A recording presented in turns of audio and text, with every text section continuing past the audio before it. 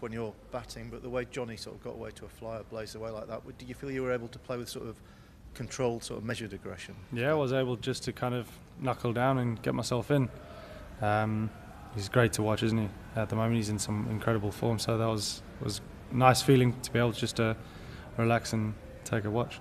And on that basis, do you feel like maybe it was one of your best innings? It wasn't your highest innings, but it looked like you might get there in the end. But yeah, I had a long discussion with Thorpe after I got out and just said that was probably my favourite innings as far as the way my tempo was throughout the innings, the way I knuckled down early, found it quite difficult and went through quite some difficult patches, but then came out on the other side. Obviously, when I wanted to start expanding my game, unfortunately I got out, but I was still happy nonetheless.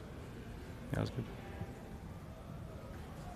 Do you think as a team you've learnt from last year's Champions Trophy problems here about how to approach batting in Cardiff? Yeah, possibly. I think you've just got to give yourself more time here in Cardiff. Recognise that towards the end of the innings, the last 10-15 overs, you're able to go big. So yeah, I think we've learnt a few lessons there. And were you always convinced that 342 is going to be enough? Yeah, until obviously Marsh batted out of his skin and then Agar came in and started smacking it a bit as well. But those were two very big wickets for us. But yeah, at the half-time break we were confident, yeah. And in terms of the series, you must be pretty confident, 2-0 up with 3 to play? Yeah, and every game is important as the last. Even if we go into next game, win next game, make it 3-0, then 4-0, 5-0. That's the aim.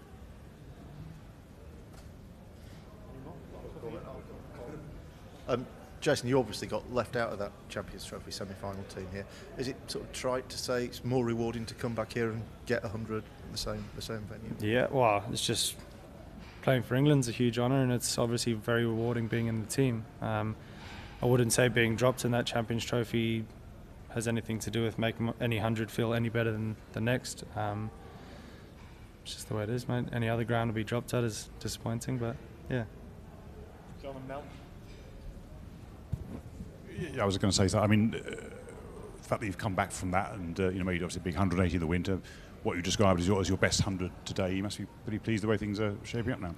Yeah, and it was a big aim for me to come back after a long winter, to start well on home soil. Obviously, we had the hiccup against Scotland, and then the first game I was a bit panicky, a bit wary of where my game's at, but put in a lot of hard work over the last 2 days and got a few rewards today. Just you're talking about tempo there. Has that been a particular thing that you've been trying to work on for a while? It's something that I think any opening batter wants to try and perfect. I don't think I'll ever perfect it, but it's just a case of trying to bat for 50 overs and going through the gears, starting well in the power play, then taking it down for the next 20 and then going up again. So something I'll learn and I probably will never ever master, but I'm enjoying trying.